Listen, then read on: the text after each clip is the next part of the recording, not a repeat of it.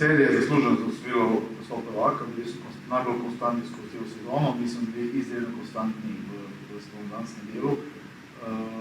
In to je ena stvar, katero ste že prej omenili, število točk je drugačno, kar je realna lestvica, ko je sedaj. Vemo zakaj.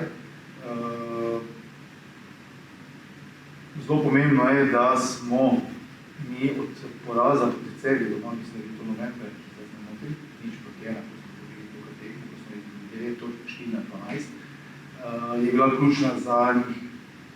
Ni ključna za njih, dobili so Forco, enostavno ni bilo več tako blizu, Olimpija je ostala na varni razdalji, mi smo ostali na 12 točk, enostavno to je bila ena prelomnica prvenstva.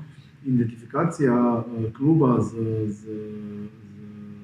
domačo in igralci, ki to prepoznajo, je zelo dobra in zelo pomembna, da tudi ljudje to prepoznajo. Po drugi strani pa mi imamo dva primera, ki sta top, in to sta Pius in Sudani, ki sta to prepoznala enostavno, kaj pomeni dres Maribora, kaj pomeni velik klub, in sta se obnašala, kot da sta domačina, zato ker se tako hitro akceptirala in adaptacijski čas je bil dober.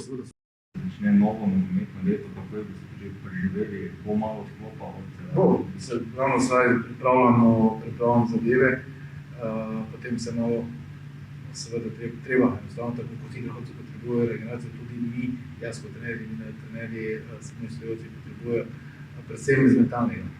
Igralci potrebujejo z mentalnega vidika veliko sprostitev, kar je zelo pomembno, ker potem, ko je glava čista, tudi telo čisto, oziroma lažje se regenerira, in to je zelo pomembno, da lahko nadgradiš zgodbo in da lahko nadaljuješ, če si že